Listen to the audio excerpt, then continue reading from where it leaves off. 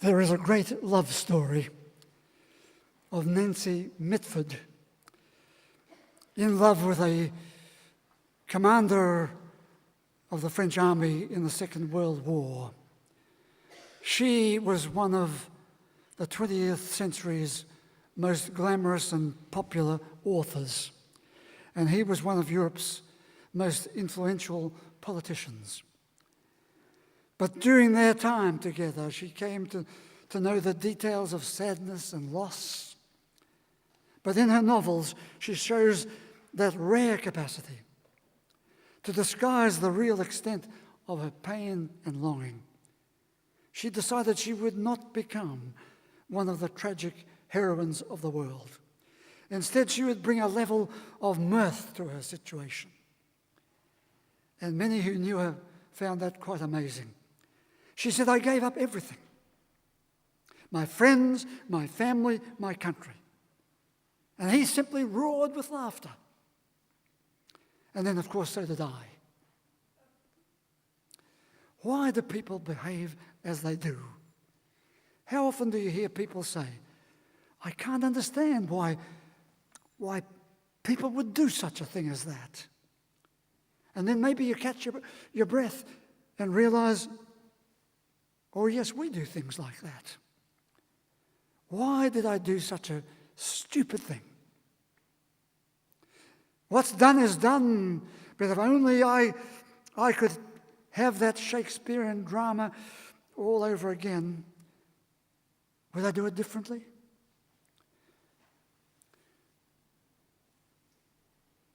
You look at some of the people over your lifetime, your friends and your colleagues, and you can quickly identify, who are they? Oh, there's Lewis, and there's Bertie, and there's Lisa, and there's yourself. And how after that mistake, that turn in the road, you were never the same again. It made a difference. You might pause in your morning bathroom routine and you might reflect, I'm not the person I once was. I'm different. In fact, some people, when they've not seen you for a while, they might hesitate. Are you the same person? And then they might say to somebody else, how she's changed. Some people make mistakes, and they offset their mistake by good deeds, by becoming a social worker, by becoming a high-achieving doctor, a foster mother, looking after several generations of children. Others, however, brood on their bag full of remorse and resentment and revenge, on their loss, on their loneliness. All of this behavior is as old as humanity itself. Various versions of this behavior have been repeated down the centuries. And psychologists of the modern day, psychoanalysts of the modern day, have set up shop to show us how to be different. But then they too join the chorus of millions wondering why they made such a silly mistake themselves. Why do we do such stupid things? And yes, the people of religion, often quick to tell us what we should do, often applying pressure to us to be people of the book.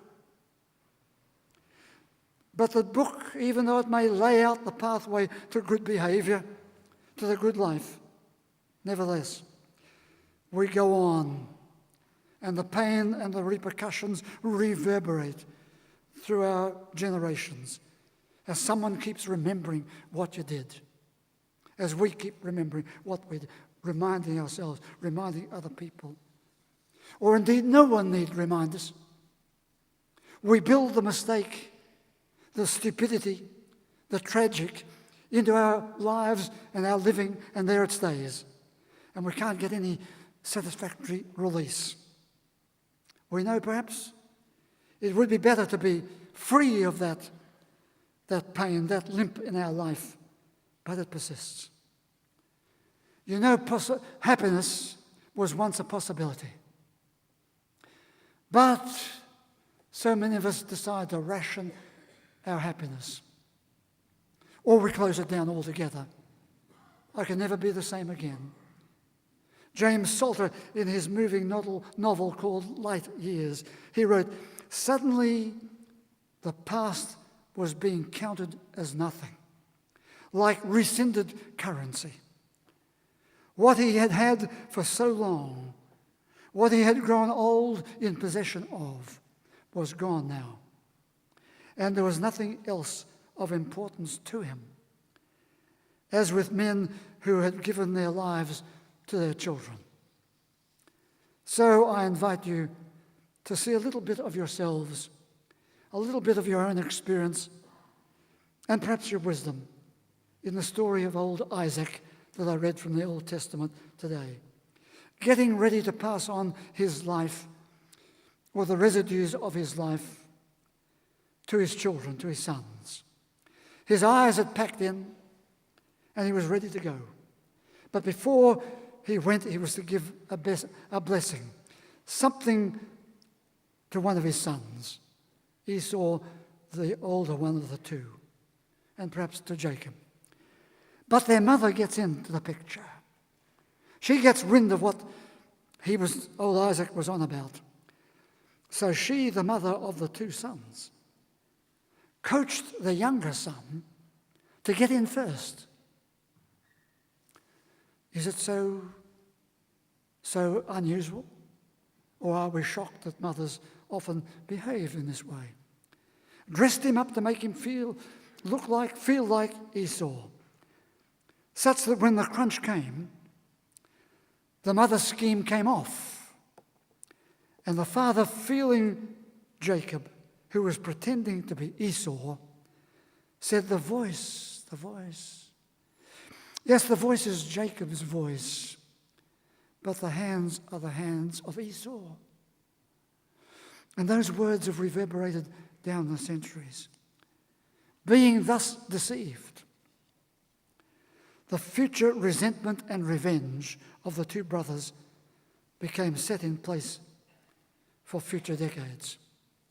Why would a mother do such trickery? Why would the father be so gullible? We might even say so stupid. Why would we be so stupid to think that this story is worth bothering about? Why do families keep doing such silly things? Why do we not realize, before it's too late, the possible consequences of our behavior? Why do we behave as we do? Sometimes we do it on impulse.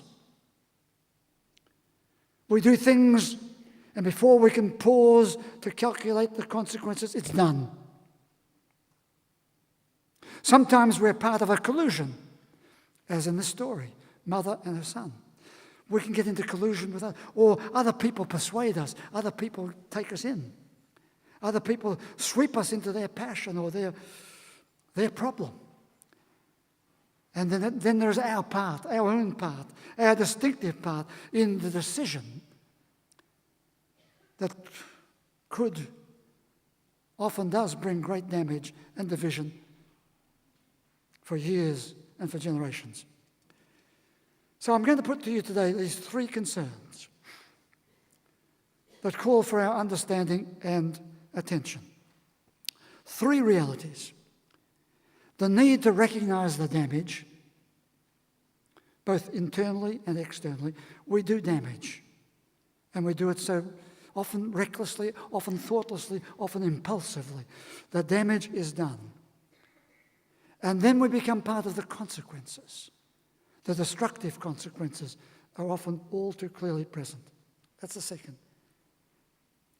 We carry on the waves of resentment and revenge, sometimes remorse. And then the third issue, there is the solution that we'd like to have, the solution that accepts the realities, the solution that promotes some adaptation to the changed realities now in front of us, the solution that becomes a sustained affirmation of the kind of life that we would like to have, or the life that we might yet live. So do you hear those three things coming in at the end? Of course, there's the beginning, the damage, the repercussion, and then this third part, focus on this for a while, accepting the realities, adapting to the changes that are necessary, and then finding our way into this, what I call this affirmation of how life might now be lived. There are plenty of well-trodden pathways to perpetuate your grief, to perpetuate your anger, your refusal to heal. The affirmations, however, require us to look at a fuller life in spite of what's happened, a different life, even a flourishing life in spite of what has occurred. It is an affirmation of a wisdom and a grace that can exceed the troubled pathways of negativity and pain. It's not easy. We know it's not easy. But if we're going to live a life, we need to look and take cognizance of this affirmation, the acceptance, the adaptation, the affirmation to a changed identity and a changed participation in life's tasks and life's possibilities. Now that something has happened, yes, we are different. We can be different. In his book, Aging and the Art of Living, Jan Baars wrote of a chronocratic culture that is often geared to a person's age. You're 48, you're 62, you're 87. And so we tend to think, oh, that's the way a person will behave at that point. I need to say that when I was in hospital, tests after tests after tests, each one they'd always say, what's your date of birth? Date of birth? I often had trouble remembering. Yes. What is my date of birth? But what difference does it make whether I'm 48 or 98? But it becomes very important, you see, date of birth. As if that was what it was all about. The repeated question, date of birth. Date of birth, of course, tells us a great deal. Places all of us in a certain perceptual slot. Oh, yes, he's an old bloke. Oh, yes, she's a young woman. But it is not the whole picture. It is not the full descriptor that we know. We know.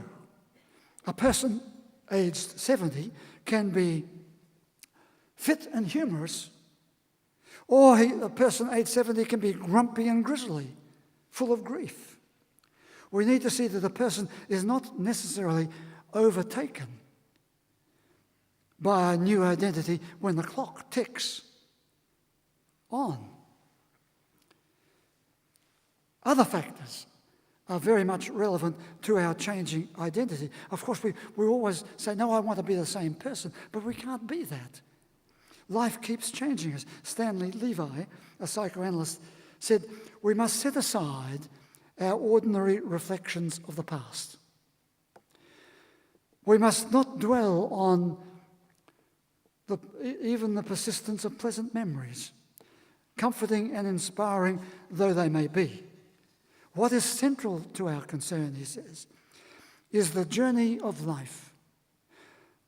Unlike any other, bristling with contradictions, with losses, with flaws and regrets, as well as joys and triumphs and exaltations. This is my masterpiece. This is your masterpiece. Accomplished once and for all. This is your life. The same self that painted it also lived it, suffered it, enacted it. Our life happened to us, and we also made it happen. My life belongs exclusively to me, just as yours does to you.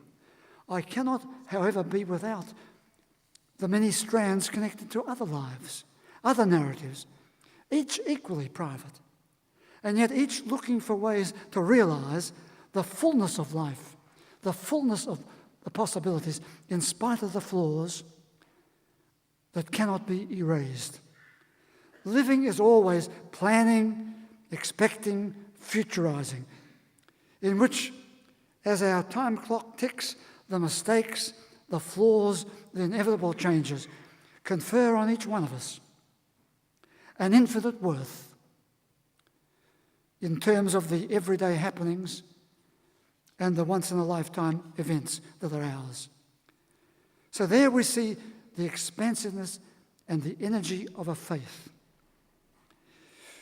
being reworked, being remade, a new faith that squarely accepts our tragic mistakes, but also lifts us into a different life, a new way of being with others. Call it a healing renewal. Call it a reconstruction of life. Call it a redirection. Call it a repositioning of yourself as you grasp a different wisdom in the world and in yourself. But call it a faith in something new. Sometimes we're able to call on a range of resources to re-establish our faith in ourselves and in other people and in life. Faith carries this energy. We can hear it from many places. I hear it from time to time in good music, in Rachmaninoff's First Symphony, for example. The first bars of that symphony are gloomy, fierce, solemn, as life can be. But then, as it moves on, the clarinet brings a soft melody that lifts the gloom into its largo of beauty, of novelty, and inspiration. So we come back to it. The voice is the voice of Jacob, but the hands are the hands of Esau. Is this just a story? Or are these words a penetrating commentary on the human personality and its primitive split, its duality, its worst times and its best times, the dark side that is us and the light side that is us, the yang and the yin, the masculine and the feminine, the mystery the banality on the one hand and the mystery at the very core of our humanity. Who are we? Who are we really? Are we destined always to be the mystery? Or will we reach that state of enlightenment and wisdom where we will know as we would like to be known? There is this ongoing, disturbing challenge of faith in that something which lifts us. It is the nature of the new faith, in fact. It reminds us in that New Testament story I read today of the dilemma that we all face, of the evil and the good, of the good seed and the weeds, and the attempt to make some sense of life's flaws. We all have to do it. Making decisions whereby we either stay in the depths of it all, or we're lifted out of our negative disposition into the light of a different wisdom, different decisions, and a different inspiration. There are realities in our life that need to be accepted. There are realities in our life that require specific adaptation. We need to adapt to the changes. But we also need to be part of that energy that lifts us out of those negativities, lifts us out of our low moods, and lifts us into an era of aspiration and inspiration, of elevation and good hope. That is the energy, I believe, of a meaningful faith, the faith of elevation. We all need it. Otherwise we get stuck, you see, with where we've been and what we think will always be so. We need that faith of elevation, of a new way that helps us to understand ourselves differently, understands other people differently, and become part of a new way to live. Would you please stand?